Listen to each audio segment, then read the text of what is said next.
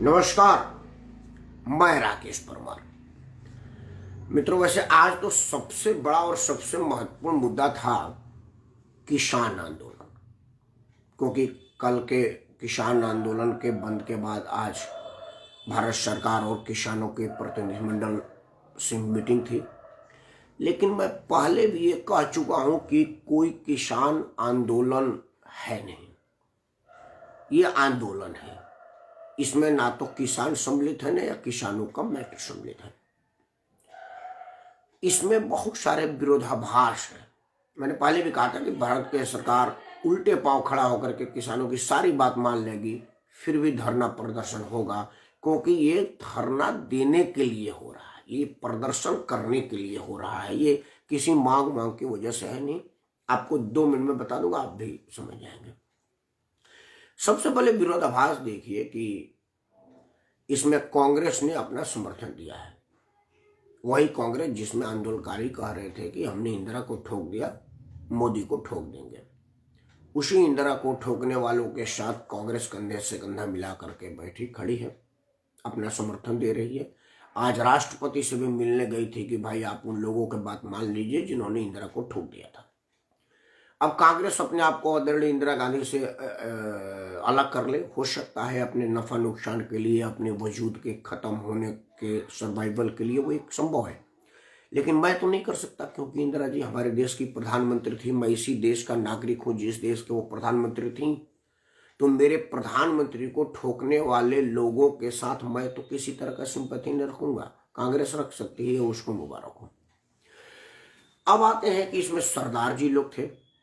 सरदार जी लोग उसी औरंगजेब के औलादों के साथ खड़े हैं जिसको सिखों के पवित्र गुरु का हत्यारा है, शीशगंज गुरुद्वारा है, उसका साक्षी। लोग चाहे तो वहां पर जा सकते हैं। मैं वहां पर सम्मिलित सारे सरदार बंधुओं से कहूंगा कि आप औरंगजेब के औलादों के साथ कंधा में कंधा मिला करके खड़ा होने से पहले एक बार दिल्ली के शीशगंज गुरुद्वारे के इतिहास को जान लीजिए और एक बार अपने उस पवित्र गुरु जी को याद कर लीजिए जिसको औरंगजेब ने मारा था। विरोधाभास है इस पर, मैं आपको बताऊं। दूसरा और सबसे विरोधाभास है कि आज भारत सरकार ने कहा कि आपकी बहुत सारे मांग लेते हैं। किसान आंदोलन कहा कि हम पूरे उसको रद्दी की टोकरी में डालते हैं, हमारे किसी मतलब का नहीं है, हमें तो बिल ही वापस किया। मैंने पहले भी कहा था कि सरकार सारी मांगे मांगने के बाद भी अपने तरफ से भी अगर 10-20 मांगे मान लेना, तब भी किसान आंदोलन रुकेगा नहीं, क्योंकि आंदोलन दूसरा कोई मतलब है, दूसरा कोई इसको प्लांट कर रहा है, दूसरा कोई इसको फिनांस कर रहा है, दूसरा कोई इसको प्रोट कर रहा है, दूसरा कोई इसको डायरेक्शन कर रहा है, जो हमारे देश का दुश्मन है। इसमें चीन लगा हुआ है, इसमें पाकिस्तान लगा हुआ है, इसमें ISI लगी हुई है, इसमें खालिस्तान लगा हुआ है, इसमें रेडिकल इस्लामिक आतंकवाद लगा हुआ है, अपने देश के दुश्मन लगे हुए हैं। और हमारे राजनीतिक दलों को तो कहीं से भी मोदी विरोध का कहीं कोई मौका मिलना चाहिए। वो तो पाकिस्तान के ISI के शरण में भारत का एक पूर्व कैबिनेट मंत्री और IS अफसर गया नहीं था कि आप मेरा मदद कीजिए मोदी से बचाने में। तो वो तो कुछ भी कर सकते हैं, उनके विषय में कुछ भी चर्चा करना तो बेईमानी ही है। मैं इसमें क्या कहूँ, इसलिए मैं किसान आंदोलन पर बहुत चर्चा नहीं करूंगा, क्योंकि किसान आंदोलन चर्चा के योग्य ही नहीं है। इसलिए कि ना तो किसान का आंदोलन है ना किसानों का आंदोलन है। उसका एक सबसे बड़ा उदाहरण आपको देता हूं कि राजस्थान का निकाय चुनाव आज हुआ, मतलब ग्राम पंचायत और जिला पंचायत का चुनाव हुआ, जो सीधे ये देखा गया है कि जो ये ग्रामीण चुनाव पंचायत स्तर का जो चुनाव होता है उसमें सरकारी पार्टी ही जीतती है और सरकारी पार्टी को बढ़त रहता है। लेकिन ये पहले बार हुआ है कि राजस्थान में कांग्रेस की सरकार होते हुए भी ग्रामीण अंचल के चुनाव में, जिसमें सीधा किसान इन्वॉल्व रहता है, जिसका मतदाता सीधा किसान है, उसमें भारतीय जनता पार्टी ने बढ़त बनाया। अभी तक मतदान आजकल में हुआ है जब ये किसान का आंदोलन अपने पूरे स्वभाव पर है। मतलब राजस्थान के किसानों ने कृषि सुधार बिल को मंजूरी दे दी है अपना, फिर ये सड़क पर कौन से किसान है? इसलिए मैं कह रहा हूं कि यह आंदोलन किसानों का नहीं, क्योंकि कार्तिक में मेरे गांव में सारे किसान खेत की बुवाई में लगे, उनको फोन पर बात करने की फुर्सत नहीं है।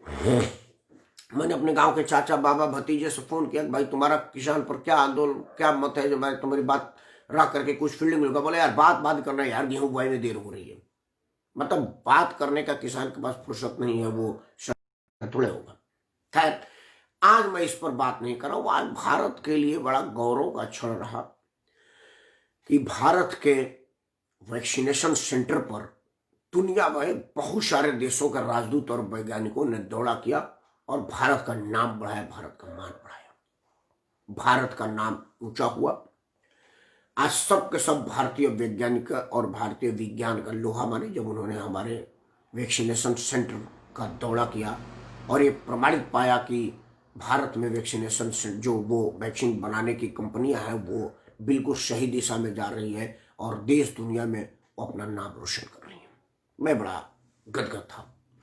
कोरोना की वैक्सीन वहाँ बन रही है और दुनिया के मानचित्र पर अगर हमारे भारत का नाम किसी भी मामलों में गर्व से लिया जा रहा है तो ये मेरे लिए गौरव की बात है।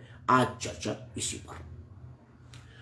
मित्रों, कोरोना की जो अब तक प्रचलित उपाय है, आप जब टेलीफोन करेंगे तो एक सरकारी पार्टी के कलाकार हैं बेचारे, जो पार्टी सरकारी होती है उसी में वो रहते हैं, सरकारी कलाकार हैं, उनके आवाज में आएगा कि कोरोना महामारी है, उचित दूरी बनाए रखिए, समय पर हाथ धोइए, सैनिटाइजर करते रहिए। मतलब यही प्रधानमंत्री जी ने भी कहा है, डॉक्टर भी रोज रोज कहते हैं, टीवी पर जब आइए तो जो वो लोग विशेषज्ञ लोग होते हैं, मैं तो कोई डॉक्टर हूँ नहीं, मेरे पास विशेषज्ञ है नहीं, मेरे को इसकी कोई जानकारी नहीं है, लेकिन वो लोग कहते हैं कि आप एक काम करें, सबसे पहले आप हाथ धोइए, कुछ छुए तो फिर हाथ धोइए, सैनिटाइज करिए और उचित दूरी बनाकर रखिए। सबसे महत्वपूर्ण था कि एक दूसरे के बीच गैप बना करके रखिए।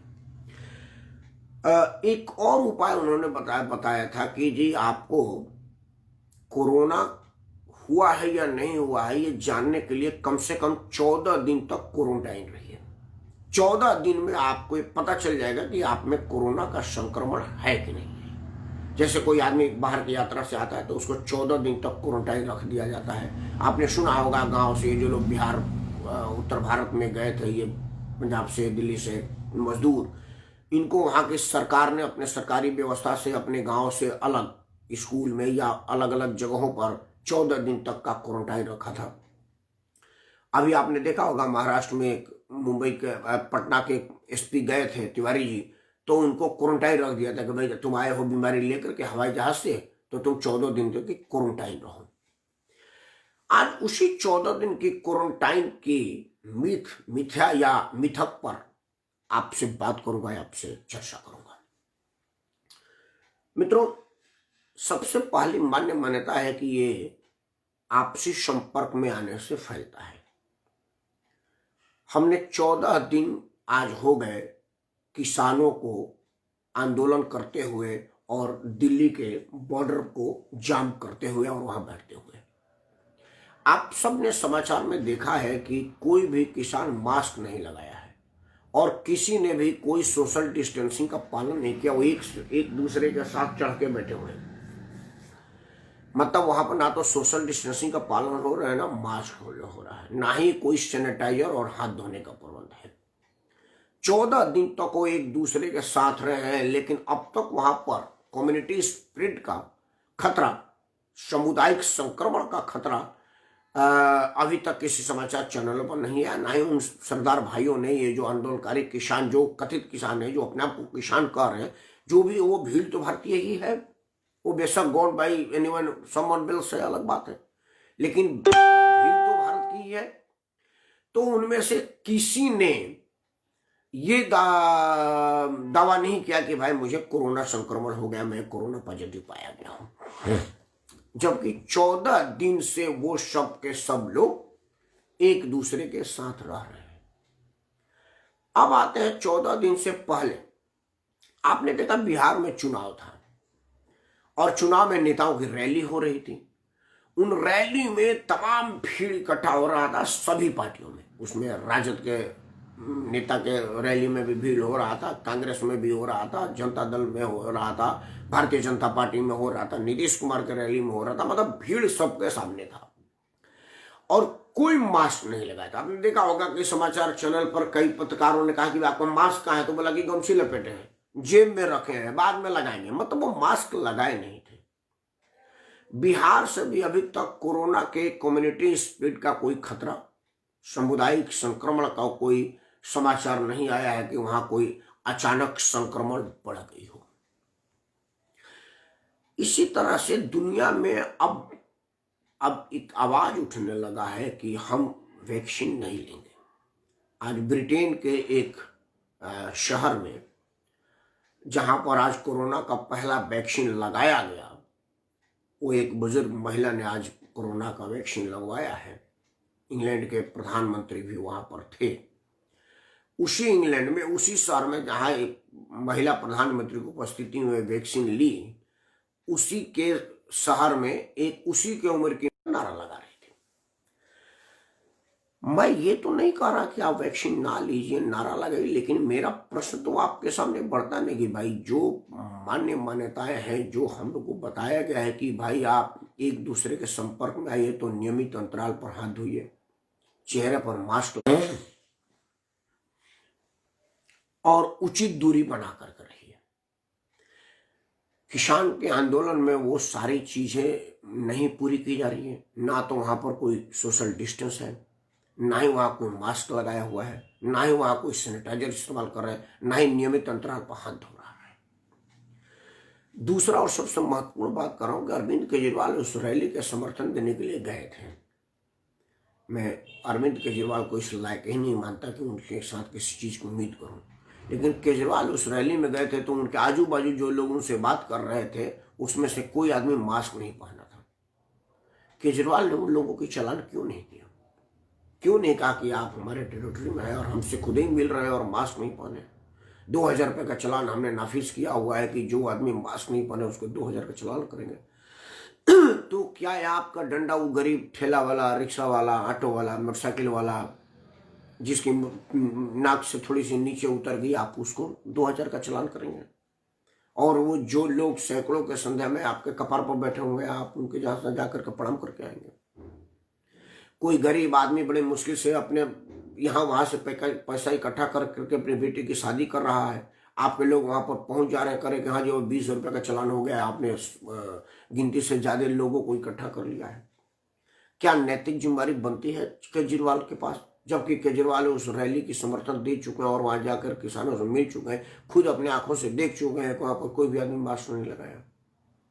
मतलब आपका कानून दो तरह का है, या आप दोगले हैं या आपका कानून दोगला है। मतलब दोहरी कह सकते थे, लेकिन मेरे को दोगला कहने में आसानी मिलती है, क्योंकि वो बात का इम्पैक्ट बहुत पड़ता है।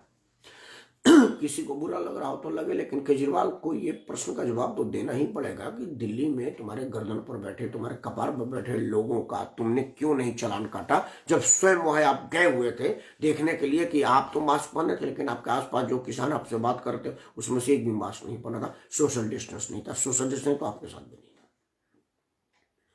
तो मेरे समझ में पहले तो ये चालान वाला बात है, फिर केजरीवाल ने 2000 के चालान ऊपर क्यों नहीं किया? और अगर उनको नहीं किया तो फिर उसने क्यों नहीं कहा कि भाई अब ये चालान वाली बाध्यता हम खत्म कर देते हैं, क्योंकि चालान अब हो नहीं पाएगा, क्योंकि मेरी नैतिक जिम्मेदारी खत्म, मर गई है। नैतिकता मेरे में कभी भी नहीं था, अब तो और भी खत्म हो गया है। जब मैं लोगों को देख रहा हूं कि कोई आदमी बात नहीं मान रहा है, तो मैं गरीब आदमी की चालान काट करके क्या हासिल करूंगा? चालान वाली बात मैं खत्म कर दूं। ऐसा केजरीवाल ने क्यों नहीं कहा? खैर, हम आते हैं कोरोना पर। अब तक जैसा मैंने आपको कहा कि कोरोना जो मान्यताएं हमको बताई गई कि कोरोना कौन कौन कारणों में पकड़ता है, वो सारे कारण किसान आंदोलन और बिहार चुनाव में हमने देखा, वहां पर किसी को कोरोना नहीं हुआ। अब कोरोना की जो वैक्सीन बनाने की कंपनी है, एक नजर उस कंपनी बनाने की कंपनी बात है, ये है फाइजर कंपनी ने सबसे पहले कोरोना का वैक्सीन बनाने का दावा किया और उसी का अप्रूव्ड हो रहा है। 2-3 और कंपनियों ने भारत में परमिशन की मांगा है कि हमको दे दीजिए। फाइजर कंपनी के विषय में, हाँ नमस्कार, 60 ब्लडर कर 60 ब्लर कर रही है। अच्छा, समझ नहीं आ रहा कि जो नेट का प्रॉब्लम होगा। फाइजर कंपनी, चार्ल्स फाइजर के नेतृत्व में आज नहीं 1849, मतलब 1849 1849, मतलब आज से करीब करीब 171 साल पहले। कृपया लाइनिंग की शॉर्ट नो पर। अच्छा, ये शॉर्ट ब्लॉग कर रहा है। चलिए कल से उतार देंगे। अब बोलते बोलते तो नहीं उतार सकते, लेकिन अब कल से इसको नहीं पहनेंगे, आपका आदेश का पालन किया जाएगा। ठीक है, आपका बहुत बहुत धन्यवाद। तो मैं कह रहा था कि चार्ल्स फाइजर के नेतृत्व में 1849 में फाइजर कंपनी की स्थापना हुई थी। अभी फाइजर कंपनी के जो सीईओ हैं वो मिस्टर ब्रून है, मतलब उनका नाम है अल्टर ब्रून। 167.8 मिलियन यूएस डॉलर की कंपनी है ये। 2018 में माइलन और ग्लोक स्मिथ नाम की 2 कंपनियों का इसने अधिग्रहण किया था। तब समाचार आया था कि दुनिया की सबसे बड़ी मेडिकल की क्षेत्र में काम करने वाले कंपनियों का ये मर्जर हुआ है। दुनिया की सबसे बड़ी, सबसे ज्यादा कीमती अधिग्रहण हुआ है। उस वक्त फाइजर कंपनी ने एक बात कहा था कि हम अपने कंपनी का कुछ, मतलब वो रकम मुझे याद नहीं, इसलिए रकम नहीं रखूंगा, कि इतना रकम मैं शोध कार्य पर खर्च करूंगा। मैंने तभी अपने वीडियो बयान में, मेरा वीडियो है, कोई आदमी मेरे चैनल पर से उठा करके देख सकता है, मेरे यूट्यूब राकेश सिंह परमार पर पड़ा हुआ है, मेरे फेसबुक पर भी पड़ा हुआ है। धर्मेंद्र और अमरेंद्र दोनों आदमी को शुभ आशीर्वाद। तभी मैंने कहा था कि ये जरूर कोई ना कोई नई बीमारी लॉन्च होने वाली है, क्योंकि फाइजर कंपनी शोध में इतना रुपया लगाएगी। मित्रों, यहां 2 चीजें सोचने पर मजबूर कर रहा है और कहे बगैर रहा नहीं जा रहा है। एक तरफ 14 दिन से हमारे किसान हमारे दिल्ली के बॉर्डर पर बैठे हुए हैं। जो मान्यताएं है जिससे कोरोना फैलता है, उसमें से कोई भी चीज वो नहीं अपना रहे और किसी को कोरोना नहीं हुआ, ना ही कम्युनिटी स्प्लिट हुआ। कुछ दिन पहले हमने बिहार के चुनाव देखा, भी राजस्थान में चुनाव हुआ, जम्मू कश्मीर में चुनाव हुआ, उसमें भी रैली में पूरा लोग आए, पूरी भीड़ भाड़ रही, कोई सोशल डिस्टेंसिंग और मास्क का इस्तेमाल नहीं किया। गांव में तो मास्क नाम का कोई चीज ही नहीं है। गांव में पता चला अरे का है का मास्क। तो फिर ये बीमारी होती किसको है, कैसे होती है, ये मैं आपसे पूछना चाह रहा हूं। मैं ये तो नहीं कह रहा कि दुनिया भर के वैज्ञानिक, राष्ट्राध्यक्ष और डॉक्टरों को एक प्राइवेट कंपनी ने मैनेज कर लिया और सबने सब झूठी अफवाह दी, ये मैं नहीं कह रहा हूं। इतनी बड़ी बोल मैं नहीं बोल सकता, इतनी मेरी औकात नहीं है। लेकिन जो चीज आंख के सामने दिख रहा है वो बोलने के लिए तो औकात की जरूरत नहीं है, क्योंकि सत्य बोलने के लिए हैसियत की जरूरत नहीं होती। और सत्य है कि आज ठीक 14 दिन हो गया दिल्ली के बाद चारों तरफ बॉर्डर पर किसान धरने पर बैठा हुआ है और उनके पास मास्क नहीं है, क्योंकि सभी समाचार चैनल जो भी समाचार आएगा किसान आंदोलन नहीं दिखा रहा है, भीड़ दिखा रहा है, किसानों का अत्याचार दिखा रहा है, पुलिस पर उनके द्वारा ट्रैक्टर से कुचलने का प्रयास दिखा रहा है, वो दिखा रहा है। और किसी के पास मास्क नहीं है, सोशल डिस्टेंस नहीं है, ना ही वो नियत हाथ धोते हैं, ना ही सैनिटाइजर का इस्तेमाल हो रहा है। और आज 14वां दिन भी कोई कम्युनिटी स्प्लिट, कोई भी सामुदायिक संक्रमण का कोई सूचना नहीं है। ईश्वर ना करे कि हो। हमने बिहार चुनाव में भी देखा कि बड़ी बड़ी रैलियां होती थी, प्रधानमंत्री, मुख्यमंत्री, विपक्ष के नेता और केंद्रीय मंत्रियों का, उसमें बहुत सारे लोगों ने बिना मास्क का भीड़ इकट्ठा किया। उनमें से किसी को कोई नहीं संक्रमण पकड़ा, कहीं कोई कम्युनिटी स्प्लिट का कोई सूचना बिहार से नहीं आया हुआ है। तो ये कोरोना फैलता कैसे है, किसको फैलता है, कैसे पकड़ता है, ये पूछने वाला बात है कि ये प्रश्न बनता है कि नहीं। ये तो तब और मजबूत हो जाता है जबकि हमारे यहाँ अब विद इन ए वीक, मेरे ख्याल से 1-2 दिन, 4 दिन, हफ्ते के अंदर टीकाकरण का कार्यक्रम चालू हो जाएगा।